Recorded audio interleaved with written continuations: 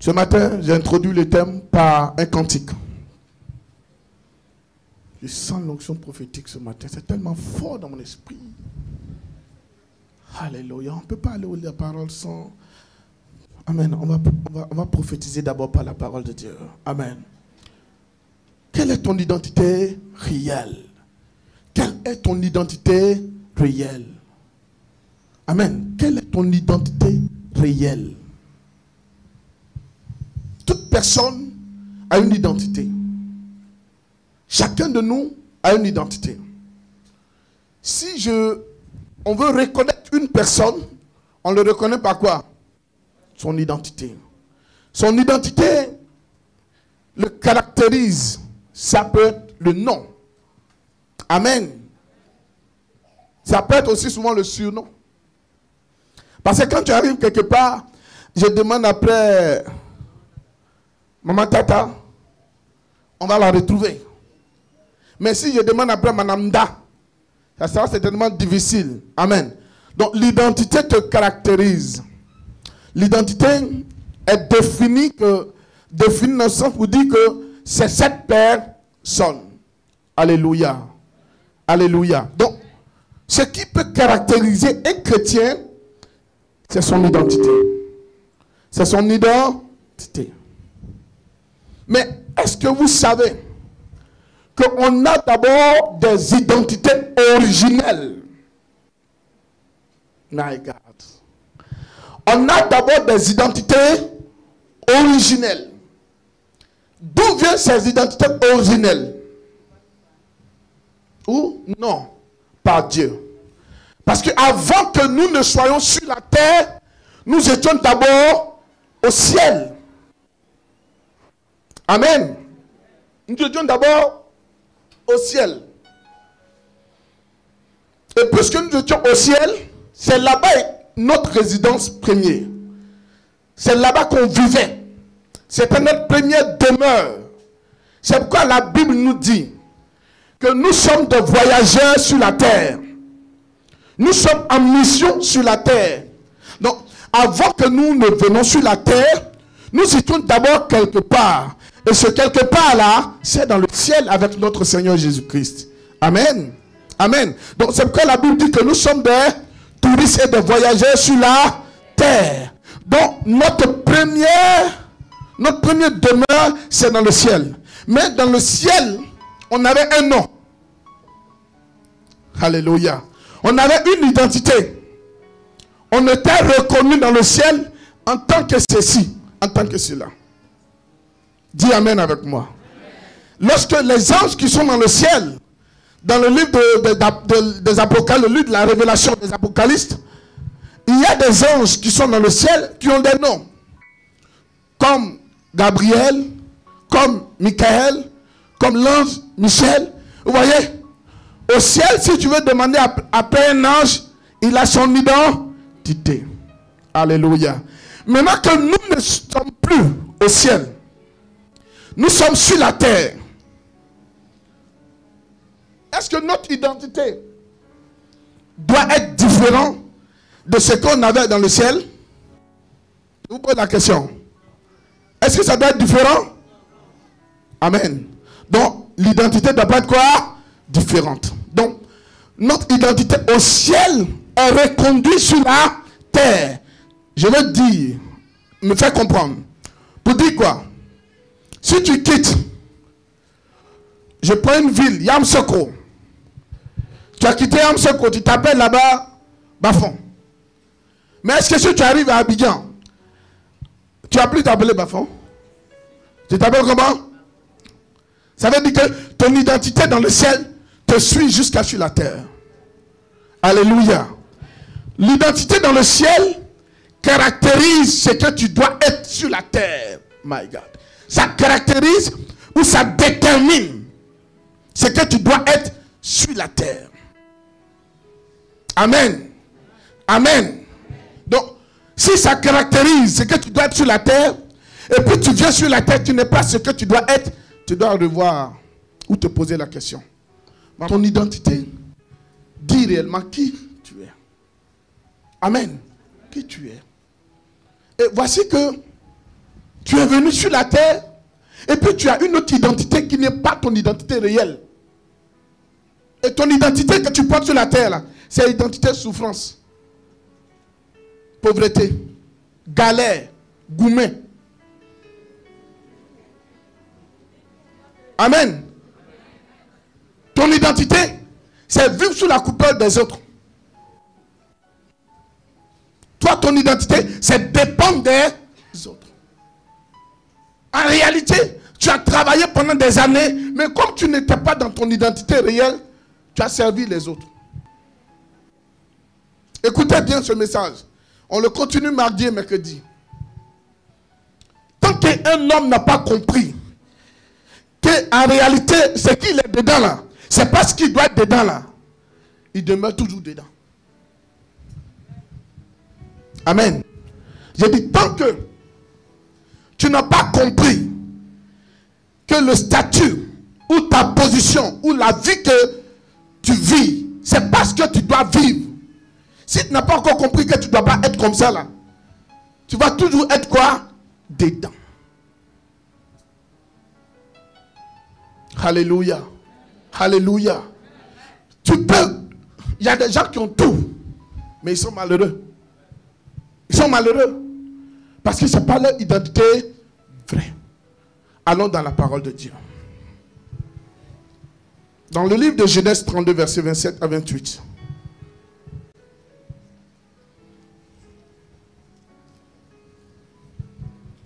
Genèse 32. Genèse 32, verset 25. Verset 27. Verset 27. Version Topshop.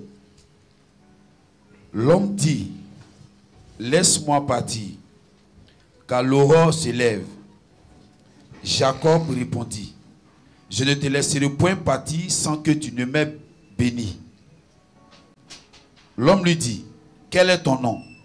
Il répondit, Jacob.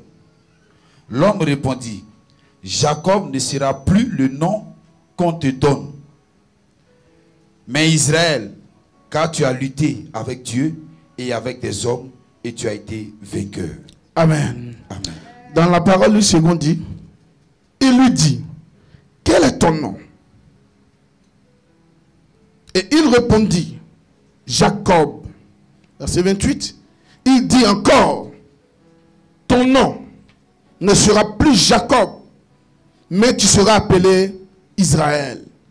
Car tu as lutté avec Dieu et avec des hommes, et tu as été vainqueur.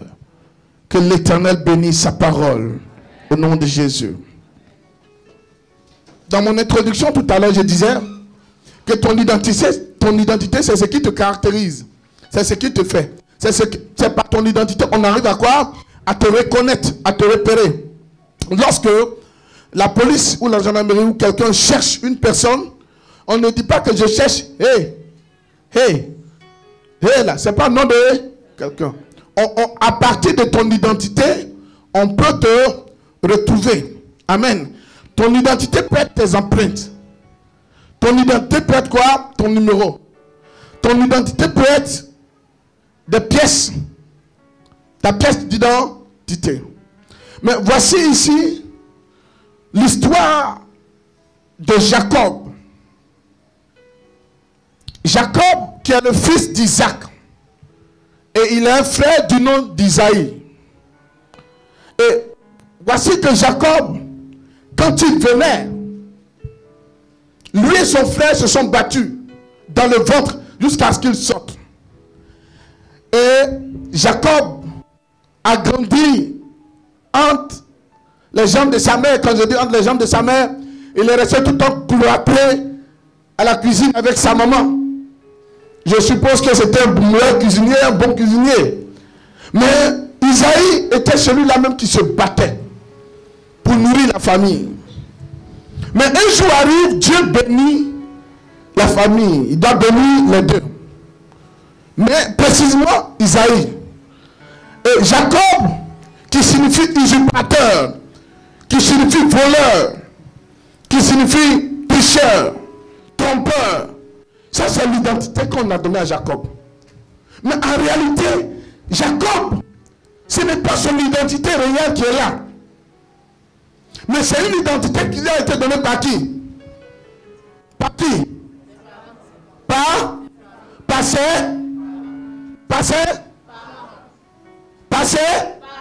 Je vais entendre tout le monde. Par qui? Par qui? Donc, qui vous a donné votre nom? Nos parents. Donc, ce sont eux qui ont déterminé le nom ou notre identité. Mais, plus loin, il y a des identités qui ont été déterminées par qui? Par Dieu. Alléluia. Le cas de Jésus. L'ange a apparu à Marie et à Joseph. Cet enfant s'appellera comment? Jésus. Il a apparu encore à Zacharie. Il dit, cet enfant s'appellera comment? Jean-Baptiste. Amen. Il y a eu encore d'autres cas. Alléluia.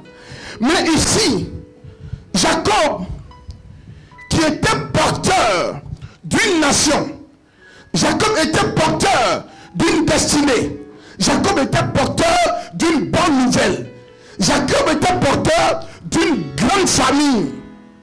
Mais son identité faisait que chaque fois, il fuyait avec sa famille. Il ne pouvait jamais être stable. Jacob fuyait toujours avec qui? Sa famille. Il était poursuivi par qui? Par son frère Isaïe. Écoute-moi bien, écoute ce message très bien. Je ne serai pas long parce que je continue la suite mardi et mercredi. Il fuit. Il fuit parce que l'identité qu'on lui a donnée là, il s'appelle voleur. Est-ce que voleur là, quand on entend là, il s'arrête? Il fuit, non? Quand on crie, c'est un voleur, qu'est-ce qu'il fait? Mais quand on dit lui là, c'est un trompeur, qu'est-ce qui se passe? Il se cache.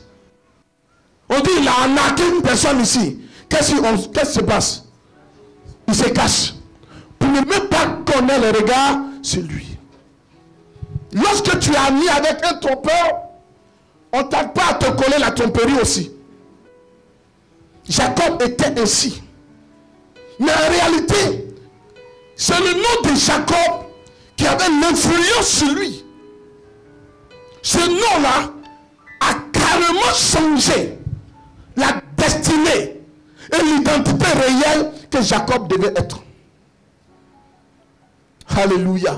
C'est la raison pour laquelle, lorsque l'ange a apparu à Jacob, l'ange n'a pas reconnu Jacob.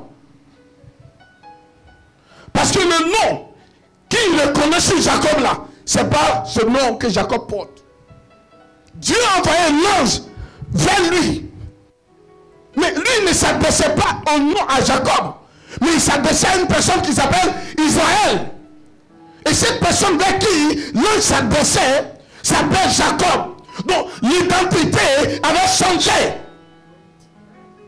Mais Dieu envoie l'ange pour venir lui dire, là où tu es couché là, il y a un hôtel qui est bâti là.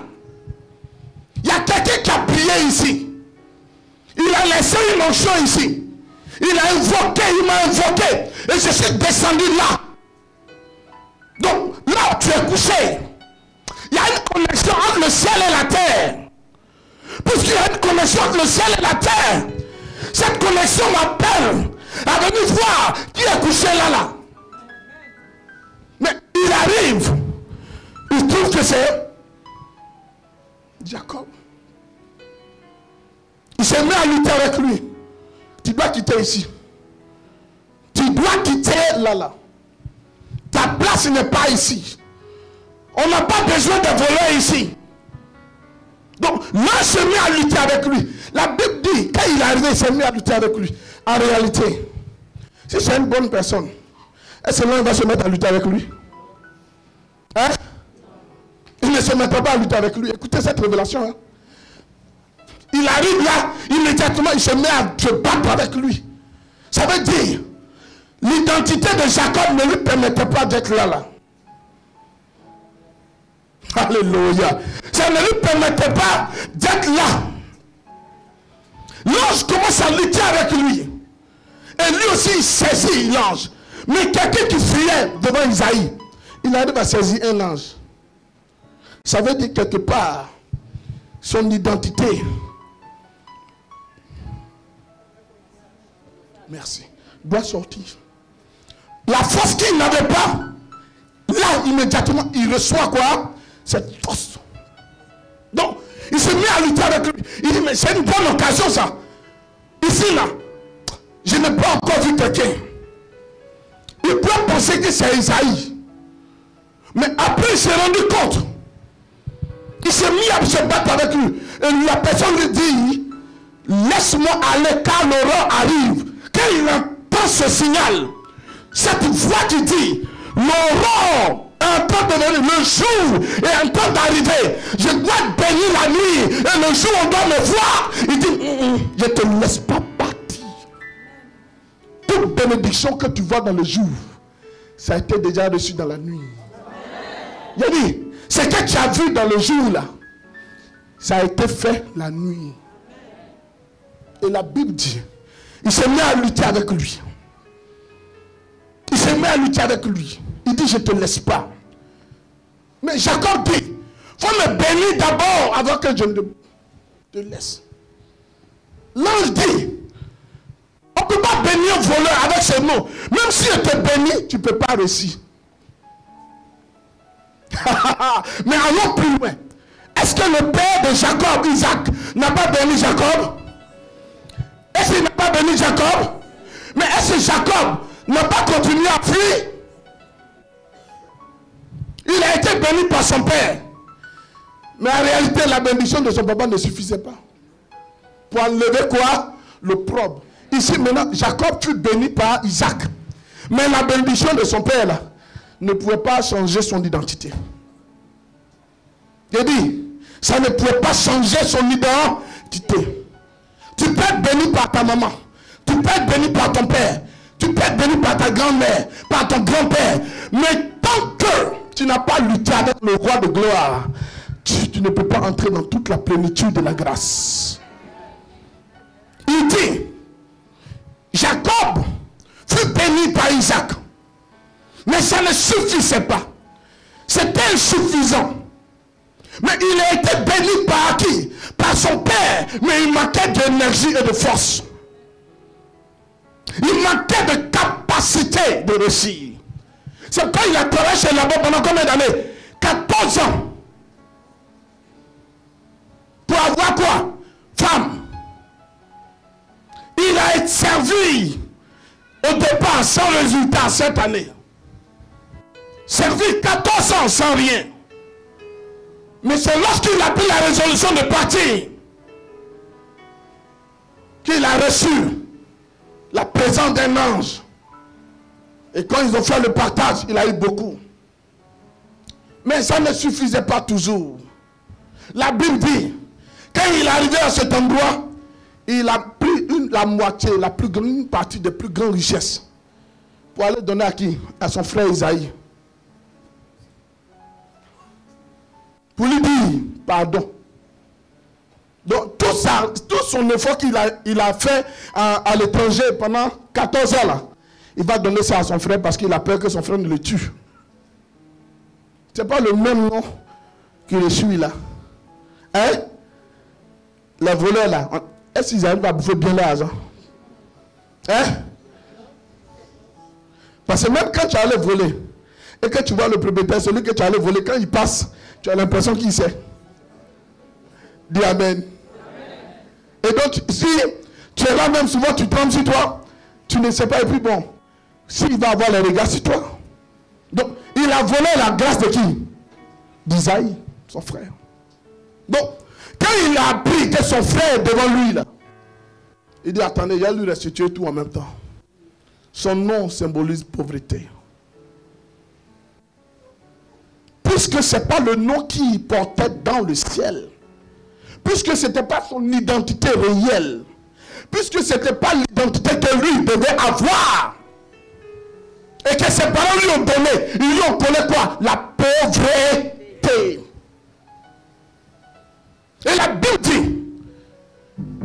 il s'est mis à lutter à l'ange. Quand il a lutté à l'ange, et l'ange lui dit, faut me laisser partir. Il dit, je ne te laisse pas partir. Bénis-moi d'abord. L'ange dit, tu t'appelles comment? Il dit, Jacob. C'est pas ton identité qui est là. Il lui demande encore, tu t'appelles comment?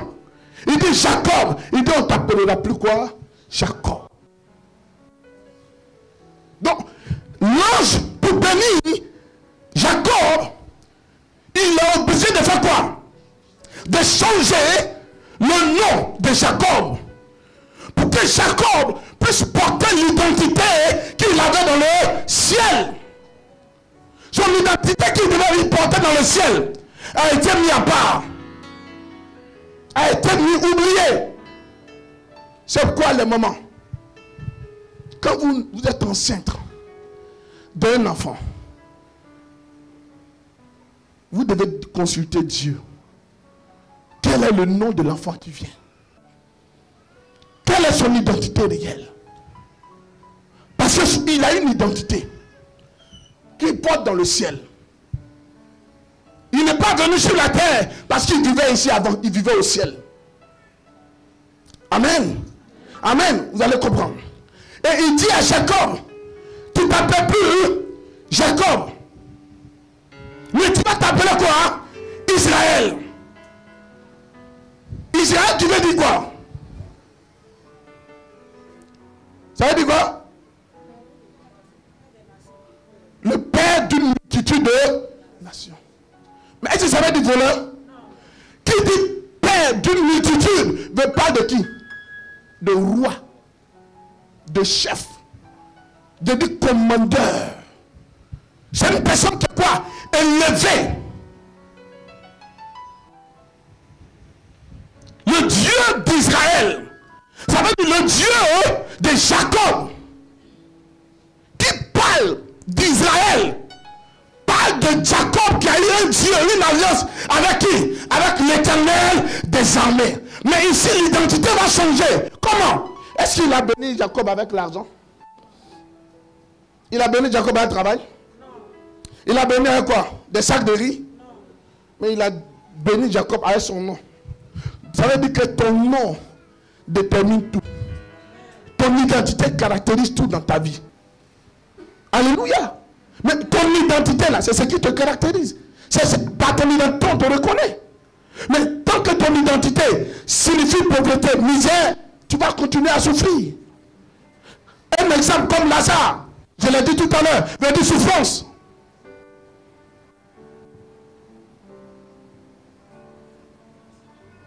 Veut dire souffrance. Mais ça ne doit pas continuer.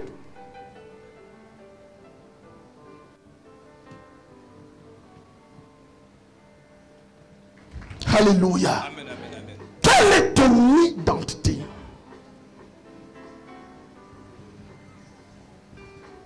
Quelle est ton identité? Dieu dit, je t'ai connu. Je t'ai connu. Avant que tu ne sois formé. Maintenant tu viens sur la terre, tu vis une vie qui n'est pas réellement attachée à ton identité. Ce matin, dis avec moi, mon identité. Mon identité doit changer. Doit changer. Doit changer. Doit changer. Mon identité doit changer. Si mon identité change, ma position change, ma vie change, mon statut change, mon travail change, ma maison change, mes affaires changent. Tout ce que je fais, il y a un changement. Amen.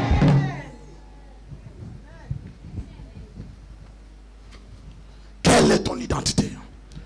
Il a changé l'identité de Jacob. Allons rapidement dans Romains chapitre 8, je vais m'arrêter là pour continuer la suite. Romains 8, verset 28 à 31. Romains 8, verset 28 à 31. Nous savons du reste que toutes choses concourent au bien de ceux qui aiment Dieu, de ceux qui sont appelés selon son dessein. Car ceux qu'il a connus d'avance. Il dit quoi? Car ceux qu'il a connus quoi? D'avance. Il les a quoi? Il les a aussi prédestinés. Il les a aussi prédestinés à être semblables. À être semblables. À l'image de son fils. Oh my God, à l'image de qui? Son fils. De son fils.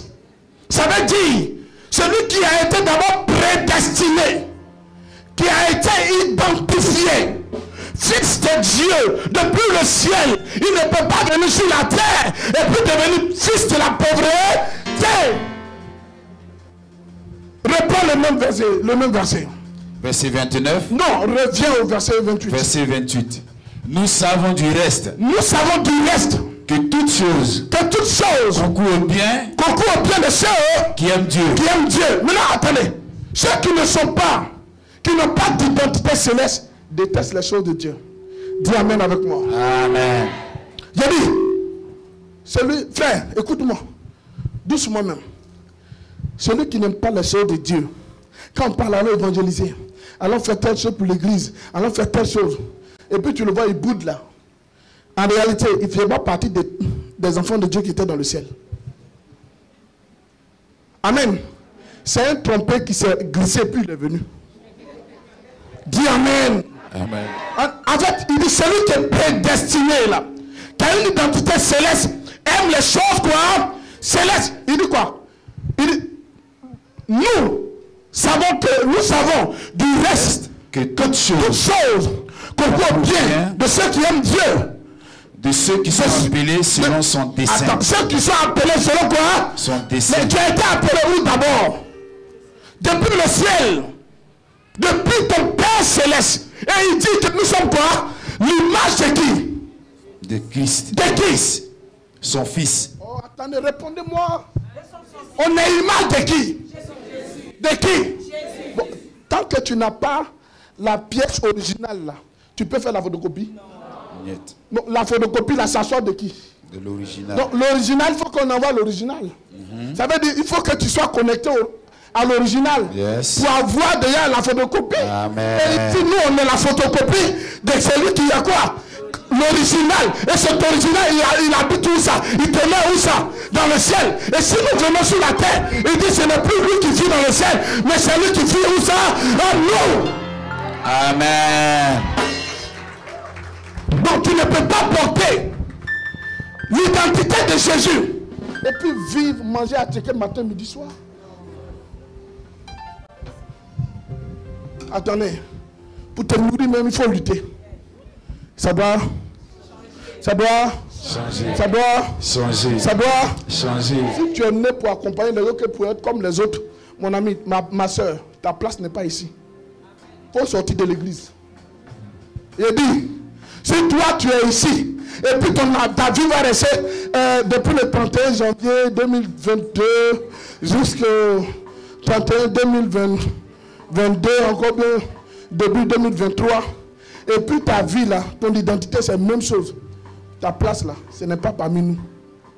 Parce que moi, je suis quitté au marché, je suis quitté dans la souffrance pour en être là.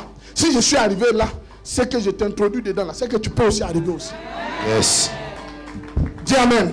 Amen. Hey, j'ai dit, c'est à vous que je parle. C'est à vous que je parle. Si tu n'es pas qu'on t'insulte, pauvre, misérable, il faut te révolter. Dis, moi pour moi, prophète, cette année-là, mon année va changer. Moi. Vous savez pourquoi je suis aussi bizarre que vous-même, ou plus que vous? C'est pourquoi quand quelqu'un entre dans les 4 mètres carrés pour dire non, je vais manger celui-là, je vais faire du mal à celui-là. Comme manger là, c'est doux. Nous tous on mange la cali, comme on mange viande de bœuf, on mange viande de poulet. Quand tu manges, c'est doux. Si la personne n'a pas vu l'abattoir de Port-Boué ou d'Abobo pour aller s'en servir, aller acheter, et que c'est toi qui l'as vu comme viande, c'est ton histoire qui va arrêter.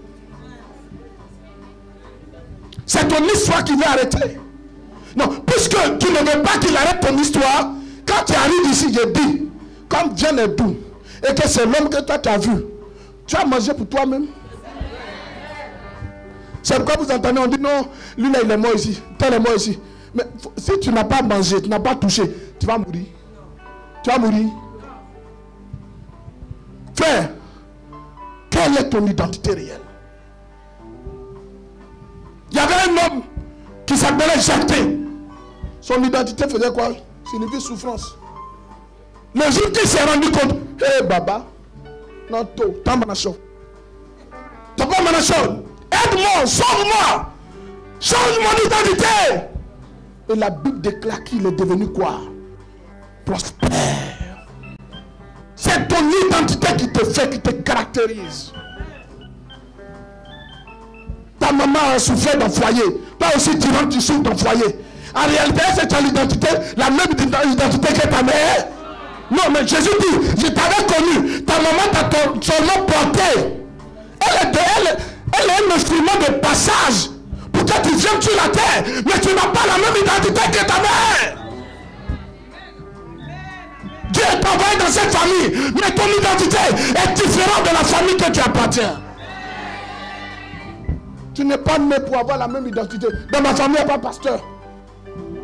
Mais quand je suis sorti pasteur, il y a d'autres qui viennent encore pasteur, qui vont venir. Et qui avait pasteur chez toi? Qui avait ministre chez toi? Mais on dit que ton cousin là, il est devenu ministre. Il est devenu ministre. Attendez. Vous tous êtes sortis dans le même ventre, non? Mais pourquoi les autres ne sont pas devenus ministres? Et puis lui devient ministre. Ton identité et lui là, c'est pas la même chose. Ça veut dire, sa vie est sa vie. Toi tu as ta vie. Ton identité c'est ton identité. Mais ton identité n'est pas l'identité des autres. Pas parce que non, hey, papa, moi-même dans ma famille, on s'en fout de ta famille. Dieu t'a mis dans la famille là. C'est pour que toi, ton identité ait un impact sur la vie des autres. Dis amen avec moi. Dieu t'a mis dans cette famille pour que ton identité là, ça soit démarqué et que ton identité puisse avoir un impact sur la vie des autres. Comme on dit que toi dans ta famille, on ne se marie pas. Toi aussi tu dis, hé, dans ma famille là, on ne se marie pas. Il faut te coller l'identité de célibat. À partir d'aujourd'hui, tu dis, Nya Djalé, Jésus Goumani. Je vais parler bêté, je vais parler bêté maintenant. Quel est ton identité?